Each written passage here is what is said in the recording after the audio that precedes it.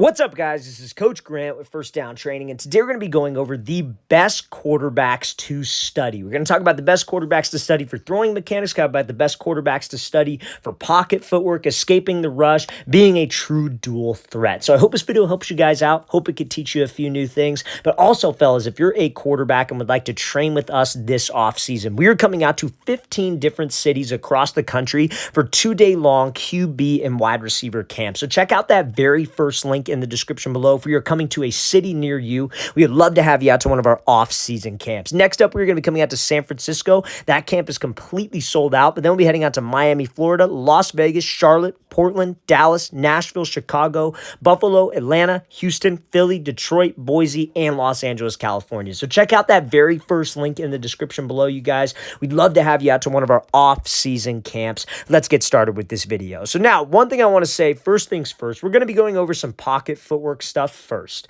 But every single NFL quarterback, guys, throws the ball a different way. We're going to be trying to talk about the similarities that all these quarterbacks have, and that's what you should try to add to your game. There are no two quarterbacks that are built the exact same, no two humans that are built the exact same. You look at guys like, you look at Patrick Mahomes, Josh Allen, Joe Burrow, Kyler Murray, just to name Tom Brady when he played, all these guys throw the ball differently, but they're all extremely efficient, and they have things in common. And the things in common is what you want to try to add to your game, and that's what you want to try to study. And that's what we're going to highlight today. Okay, so this first thing we're going to be looking at here is a footwork clip from Josh Dobbs. So Josh Dobbs, very, very impressive quarterback that not a lot of people knew about until this year. And something that I think everybody could learn from this guy is how he moves in the pocket. And again, he will stay in there to the last possible second. He's an athlete. He's athletic. He could make plays with his feet, but he lets the playmakers do it until the last possible second. So let's watch what he does here. So he's in the pocket, steps up, steps back, reverses out of there, eyes downfield. He is constantly trying to extend the play, not just make plays. And I know he made a play on this one, but this was only because he had to. So what can I learn from this type of play? Because a lot of people might say that, oh, this is just sheer athleticism. Something I want you to pay attention to him is how he is constantly prepared to get the ball out of his hands. And this is what all NFL quarterbacks are able to do. Josh Dobbs is a better athlete than, like I would say, Tom Brady, when Tom Brady played. He's a better athlete than, like Kenny Pickett, right?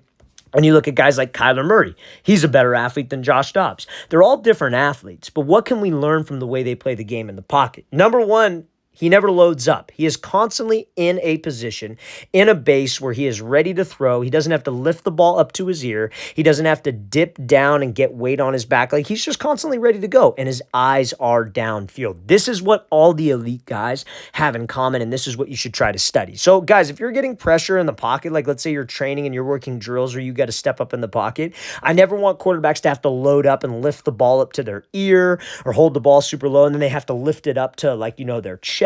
I want you in a position ready to throw at all times. I want your back leg and your base to be preloaded. I want you to be able to step up in the pocket and throw from any platform because we are ready to throw.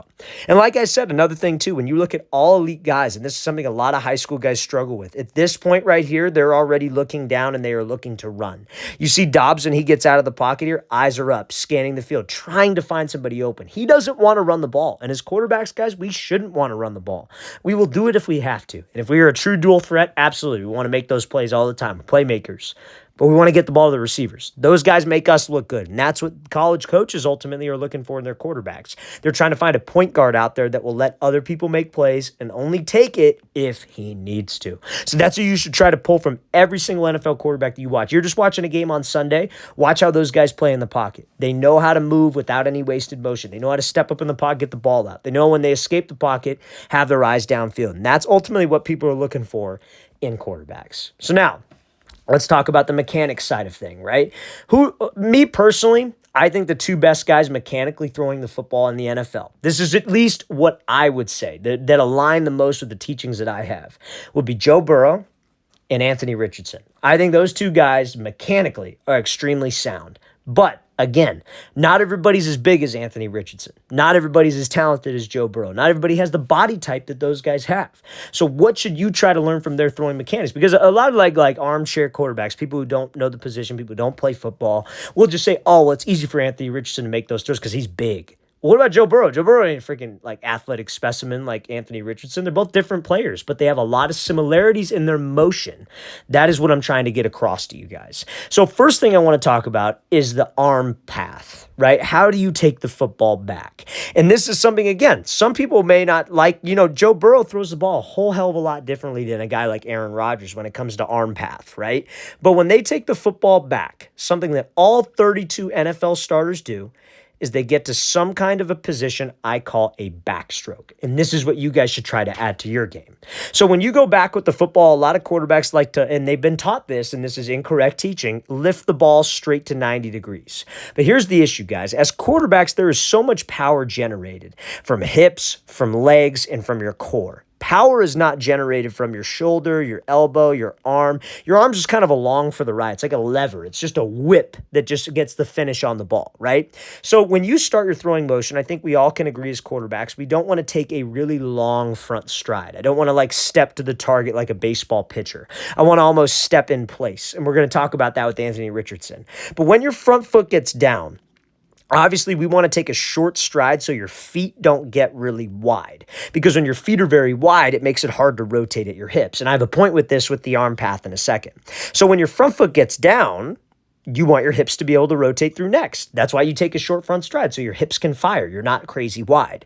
But if you lift the ball straight to 90 degrees, like you lift it up and the ball's like over the top of your head, when that front foot gets down, if it's short and that hip rotates through, your arm's not just going to go to 90 and you're just going to push the ball out. That arm is going to go to 90, and then you're going to have a dip of the football behind your head, putting a ton of pressure on your shoulder, your elbow, and what that'll probably cause when the football goes this way, your head's going to lean, your front side's going to lean, and your release point is going to be overly high.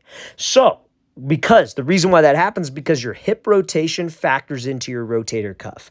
When your hips fire, your arm rotates. It rotates in two parts. You either go from backstroke position to hip rotation, and that brings you up to 90, or you lift it directly to 90, then the hip fires and the ball goes behind your head. There are two ways that the rotator cuff works. It works in two parts, and it's tied in with your hips and your front foot getting down. So every single NFL starter is different in this position, but conceptually, it's the same thing. They get back to their backstroke. You look at some of the most inefficient passers, I would say, like talk about old school football, like maybe like 20 years ago, I guess you could say. A lot of quarterbacks would lift the ball to 90 degrees. A good example that all you could watch would be Aaron Rodgers. Watch Aaron Rodgers at Cal and watch Aaron Rodgers when he starts for the Packers. Look at the difference in his motion, and the number one difference is the way he takes the football back. He gets to here on foot strike instead of lifting to 90 on foot strike. So now when you're here on foot strike, the hip rotation can bring you through. You still get to your 90 degrees, but you're not dipping the ball behind your head. Your head's not dipping out of there. So when you rotate through, you could keep your head still, you could keep your shoulders level, and my release point could stay inside my body frame. So guess what that means I could do? I could flick my wrist, I could snap, and wherever I flick my wrist at, that's where the ball is going to go, because I'm not flawed, I'm not leaning, I'm not dipping the shoulder, all this. And that everything has to do with the way you take the football back. So guys, if you're a quarterback who likes to lift, I recommend think of it like we just want to get, instead of a vertical 90, we want to get to a horizontal 90. Does it have to be a perfect 90? No. Does the football have to be pointed like back like this, like Burrow? No. You look at a guy like Aaron Rodgers, his football is almost pointed down. Tom Brady's football is down. Drew Brees has a little bit shorter of an arm slot, whatever. But again, they all get to this spot on foot strike, and that is where I want you to get. So let's play this full speed, and let's talk about another clip here. Let's look at Anthony Richardson. So again, like I said, both two the purest throwers of the football I feel in the NFL. So again, he holds the ball much differently than Joe Burrow does. He's much bigger than Joe Burrow. He's a little bit thicker than Joe Burrow, right? He's probably got a little bit more velocity on the ball than him. But let's watch what he does when he throws. Front foot gets down. Where was his arm? So I want you guys all to look at, where was his arm path when the front foot got down? Front foot making contact, where is he? Backstroke position. The horizontal L, not a vertical L, horizontal L. And that's all we need, you guys. We just need you to get to this position when the front foot is down. Does it need to be perfect? No. Look at all 32 NFL stars. I will say this again. They all are different, but have the similar concept of this. So now when his front foot gets down, what's got to fire through next? His hips And the hip rotation brings him up to 90 degrees. You should never lift to 90.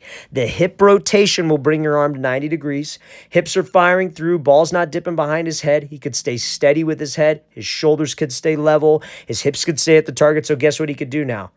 He could snap the release. And you see how Richardson has a higher release point than Joe Burrow? Notice how I am not talking about your release point. There's so many fake quarterback coaches out there that talk about this sidearm, arm slot that all these guys have. That's a situational throw, guys. When you're throwing around somebody, yeah, you change up the arm slot. But when you're throwing a not around anybody, you look at the difference in arm slot. Anthony Richardson's a little bit higher. Joe Burrow's a little bit lower. But guess what was the same? Their mechanical backstroke, the front foot strike getting down, and the hips shooting you through. That is textbook. Now, another thing that I want you guys all to pay attention to.